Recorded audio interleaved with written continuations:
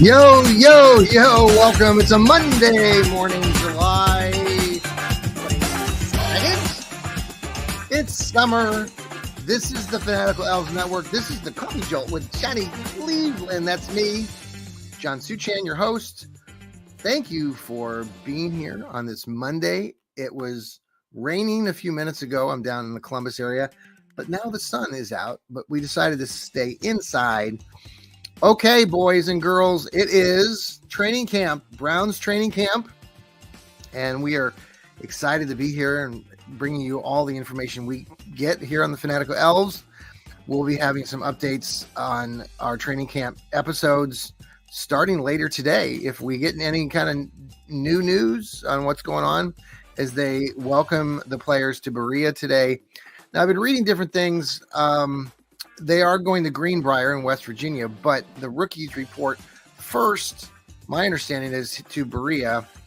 The veterans, I believe, come in tomorrow or on Wednesday, and then they all go to Greenbrier on Thursday. Some people are reporting that the rookies are going to Greenbrier today. I don't think that that's the case. I think they come to Berea, they hang out, get acclimated, and then go as a team, my understanding, on Thursday. So, not a big deal, but, I want to be as accurate as possible. Hey, thanks again for following us here on Apple, on Spotify. Please, I implore you to download us, subscribe, so you never miss a show.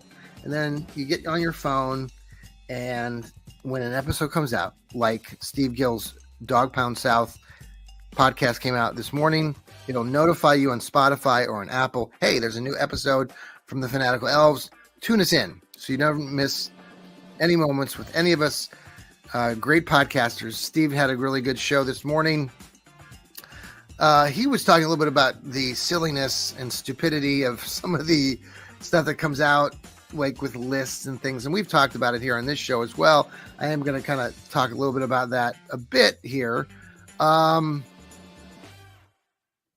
What else? Oh, last week I want to give a shout out again to the Burning River Browns Talk. I know they had their Friday night edition with Lou and Sherry, and Noah was on that show, and I crashed the party late in that episode and had fun doing it. It was fun. Johnny Cleveland was rocking his shades, and we're talking about new potential what the Browns stadium might look like and all that. But Lou's doing a great job there, and appreciate Sherry being his co-host on that Friday night edition. And thank you again to Noah. Noah and his shows, the East Bank Sports Show, they will be coming out again later tonight. Tune in for that. That'll be big. He'll be on Wednesday night as well. Don't forget, we got Jarrell Flint with his dog radio show, and Sammy with his Browns breakdowns. And we can't forget about Rod Bloom. Rod brings his Browns Blitz every Wednesday or Thursday nights. Great show with his brother Jeff usually. Really appreciate Rod being part of our Fanatical Elves. So, I hope you had a good weekend. And, we're all getting geared up now for this training camp. Before we get talking about that, let's go ahead and pause for a quick break. This is Coffee Jolt with Johnny Cleveland. We'll be right back.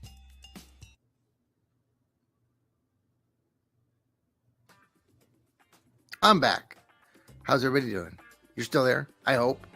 Thank goodness. All right. Training camp. It's here. Now, I wrote an article. It's coming out on Fans First. I also wrote one for Northeast Ohio Sports Insiders. Great group. Natalie runs that, and she does a great job. And, you got writers there like Munch Bishop, Bill, who also is a great writer there. I forget how to say Bill's last name. I think it's Petrino. I don't want to mess up on that, but great group of writers over there. I know Sherry, who is on the Burning River Browns Talk with Lou, also writes some for the Northeast Sports Insiders. We also write, again, here on Fans First. I know Lou does a lot of writing. Noah, I do. Rod will be writing some. Steve does. So we're all contributing. Please read our articles. We love that. You're giving us pennies so we can run to McDonald's and buy a $5 meal. Thank you. I love their fries. So I wrote an article about 3 big burning questions or big questions with the Browns. Obviously, one of the biggest questions out there is does and when Amari Cooper signs his extension, or has he been offered the extension? What are we waiting for?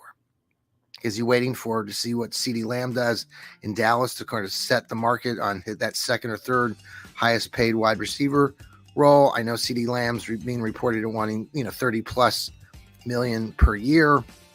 Is that what Amari is waiting for, to see where that number is? It could be. It could very well be. It's getting me a little nervous now. We are here. We're training camp, and if Amari's not signed, then a lot of people are, talking about Jerry Jeudy. They're talking about Elijah Moore. They're talking more about Cedric Tillman. But we need Amari Cooper. And I think we all are waiting. As Browns fans, we're going to be patient, not get too crazy right now.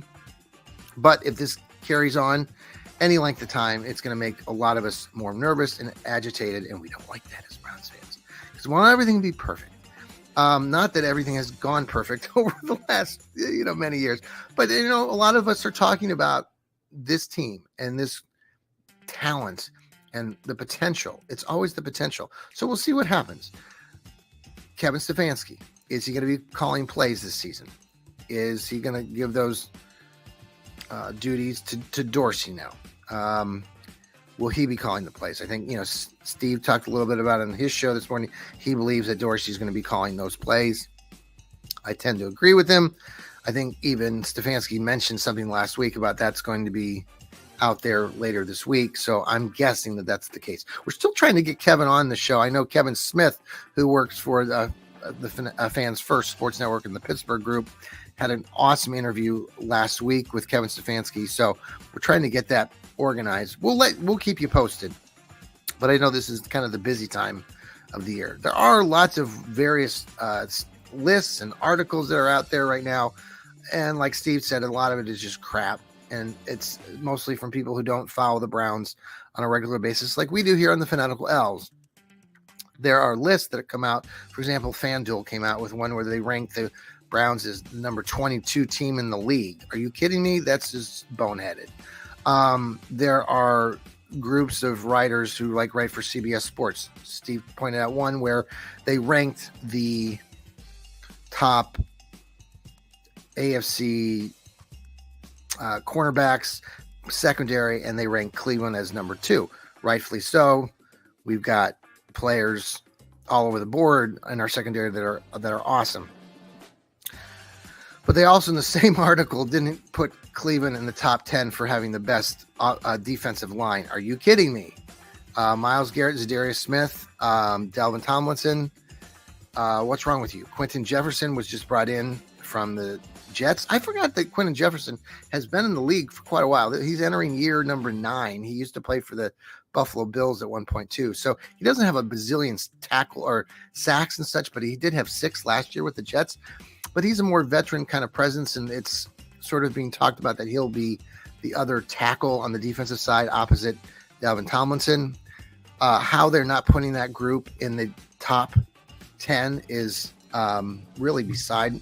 I just don't. That doesn't make any sense. Now, contrary to that, you have, and I just want to make sure I get this right. On this morning, there was a. Let's see here. Where is it? Okay. Warren Sapp, former great football player. Isn't he in the Hall of Fame? Great defensive player. He ranked, this is from yesterday, but he ranked the best front 7 in 2024. His predictions. And guess who he ranked number 1? Yep. Our Cleveland Brownies. Number 2, the San Francisco 49ers. 3, the Pittsburgh Squealers. 4, the New York Jets. Jets. Come on, folks. The Jets suck. Okay, I know they might have a good, halfway decent defense. Okay, I'm not going to say that, but put them in the top 5. Number 5 was the Detroit Lions. 6, he ranked as the Jaguars. 7, the Ratbirds. 8, the Packers. 9, the Chiefs. 10, the Colts. 11, the Raiders. And 12, the Giants. I'm not going to dispute all that. because I like Warren Sapp and the fact that he ranked the Brownies at number 1, which makes me happy. And it should be that. I mean, our defense is amazing, and it's going to be amazing this year. And barring, knock on wood, any major injuries to any of our significant players, it'll be another great year. So we'll see what happens, but lots of things to talk about. You know, we're 11 minutes into this show. We'll come back later today. We're going to talk about training camp. We'll see what happens with the rookies today. Just excitement in the air as the Browns season kind of builds toward its beginning. I know we're interested in what happens to Nick Chubb. Will he be ready to go in week 1? You see those videos of him lifting 585 pounds of squatting. That is just tremendous. So excitement as always. Browns fans, remember, it's a Monday, so enjoy your Monday. I hope you woke up today with hope, knowing that today is the beginning of training camp for the Brownies, and you're excited. You're wearing your Browns gear. Now, I got my elf hat. By the way, my wife cleaned my elf hat. Thank you very much, Laura Jean. Laura has a big interview today. Wish her luck later today. My beautiful wife is going to knock it out of the park. Wearing my Cavs gear today. I don't know. It was the white on white. So I thought, I got some gold shorts on. So thought it was a good match. All right. Remember, you woke up with hope too. You always have somebody's back, right? You're a Browns fan, right? You always have another Browns fan's back. Yeah, you do. You really do. And I know it's only 11:30 in the morning, but guys, guess what? It's 5 o'clock somewhere. Take care, Browns fans. Go Browns!